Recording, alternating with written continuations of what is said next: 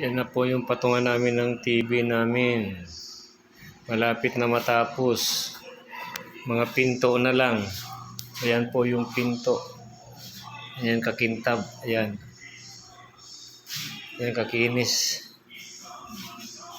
Ganyan din ito. Ganyan din kakinis. Ayan o. Ayan o. Ayan o.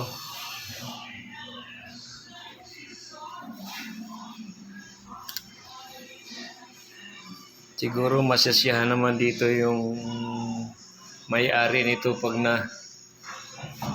nakita ito. Sulit yung ibabayad niya sa akin. Yan.